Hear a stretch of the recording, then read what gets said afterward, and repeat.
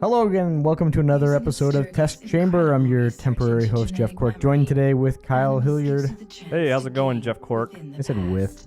How about by? Joe Juba. Hey, I'm your temporary guest, Joe Juba. Excellent, and Kyle is on the sticks.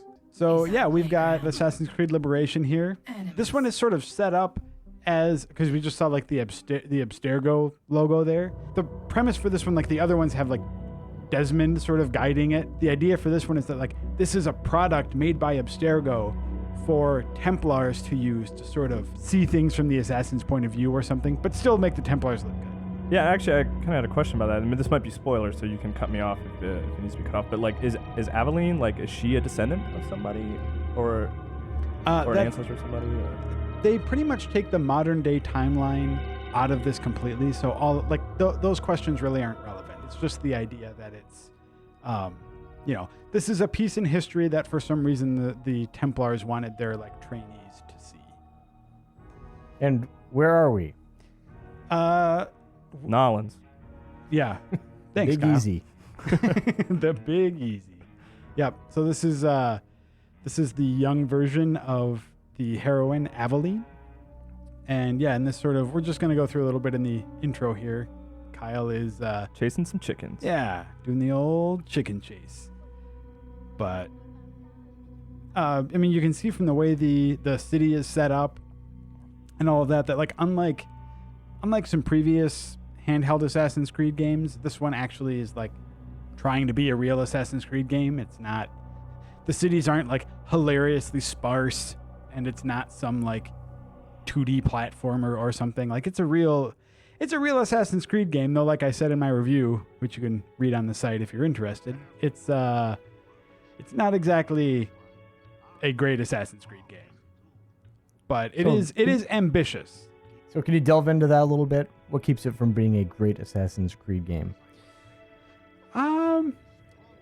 Well, there are a number of factors at play for this game. One of them is, for me, one of the hooks is that Aveline has these sort of like three personas that she switches between. So when she's not a child anymore, we'll get to see one of them. But you're supposed to like switch between them, and they supposedly have different abilities and stuff like that, right? Well, I mean, they do have different abilities, but the idea is that the game's supposed to give you an incentive to like switch between them all the time. To like, hey, like the idea is, oh, cool. This time I want to like charm some guards, so I'm going to use the lady. And this time I want to like get in a fight, so I'm going to use the assassin persona. But because each one also has some handicaps, like the assassin, the assassin cannot go below a certain level of notoriety. So the guards are always just sort of going to be, on your tail as the assassin. And the lady can't climb anything. Ever. So it's like, turns out climbing is an important part of Assassin's Creed. So that gets to be a little bit of a problem, because it feels like each of the three characters feels like they're handicapped, but none of them have what you feel like is an assassin's full arsenal. It's like, okay, you have to be the slave if you want to blend in with a group of workers, and you have to be the lady if you want to charm someone, and you have to be the assassin if you want to get into a real big throwdown kind of thing. So like, but Ezio can just do all of those things. Right. So that's one of the concerns.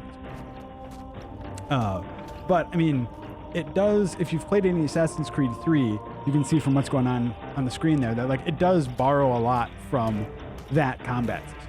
So it's focused a lot more on the counter thing and less about the going from target to target and the sort of like chain kill thing that Ezio did a lot of in Brotherhood and Revelations. So do you have some kind of hub that you upgrade throughout the game? I know that's been a big part of Assassin's Creed. No, that's not in this one. The upgrade loop isn't there, but what it does have is a shipping, like you run your father's shipping business in the game. So that means that it's kind of like a cross between what the Brotherhood games were, or like the Brotherhood mini games were in previous titles, and like what the trading thing is in Assassin's Creed 3, where you basically just like send ships across the Atlantic, and sometimes there's a risk for pirates or a storm or something, and then you buy goods at one price and try to sell them at a higher price. And that's your main way of making money, but you have to interact with it actively. It's not like passive. In the other games, you just sort of automatically get this money kind of flowing in. So how does that, like, the captains are calling you on their phones or something? What do you... No, it does. Well, that's another kind of problem with it. It's like it doesn't tell you when your ships are done. So like it might say like, this ship takes 16 real-time minutes before it arrives.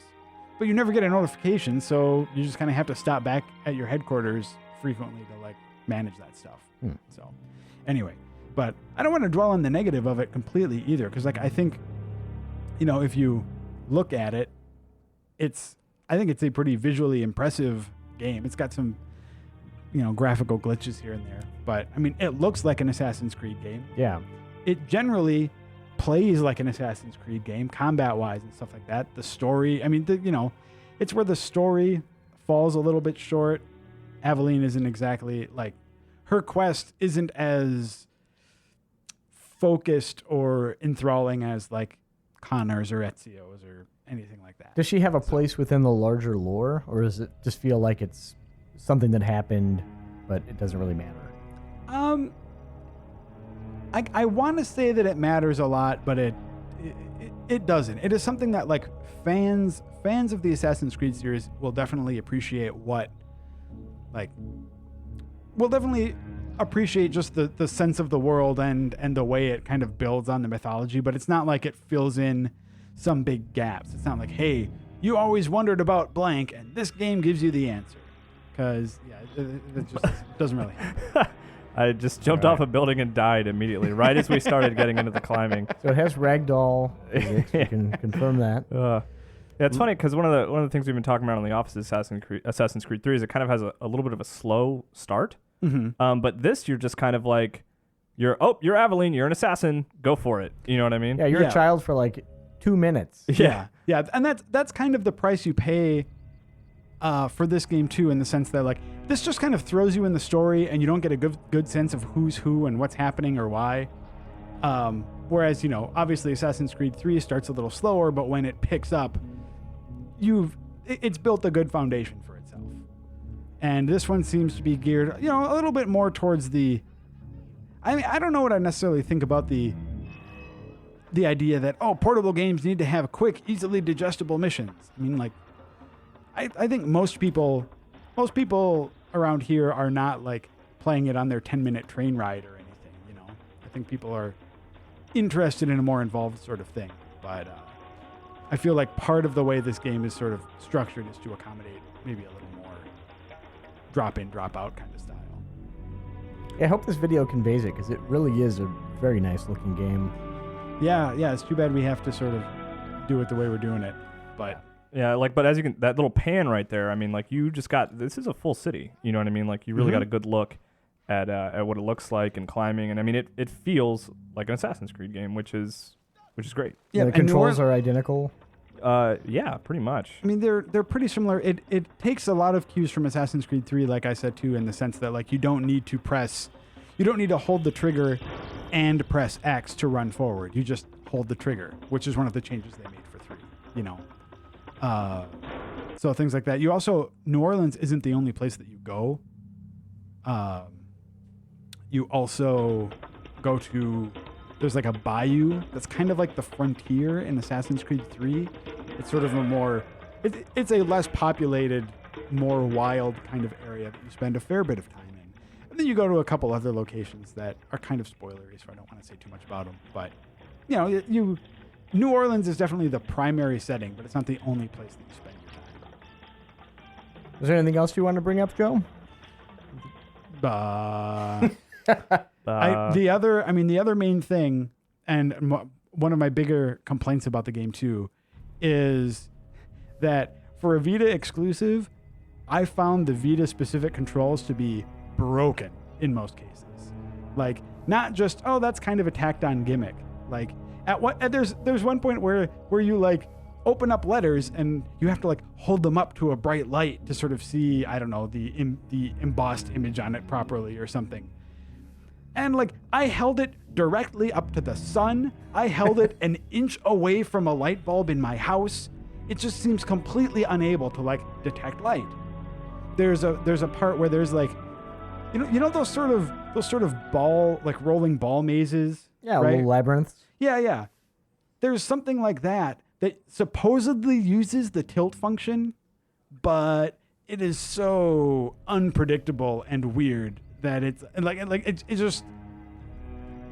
does not work. So it's kind of weird for a game that's supposed to be like showcasing what the Vita can do, that the time that the Vita features are front and center is where the game is just really at its absolute worst. So looking past that, what did you give it? I gave it a 7.75. And part of that is like I enjoyed playing this game. As a fan of Assassin's Creed, I like the lore. I think Aveline is a cool character.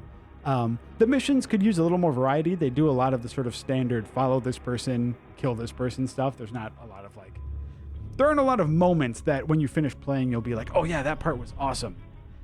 But it feels like an authentic Assassin's Creed experience. But it just has a lot of sort of design and technical things that keep it from being one that's super positive all the time. So that's my 2 cents. You can read my review online for more. Fantastic. Well, thanks for showing off the game, and good job, Kyle. Only 1 death. All right, much better than We'll take it. when I played Halo earlier. All right. Thanks again for tuning in, and we'll see you again.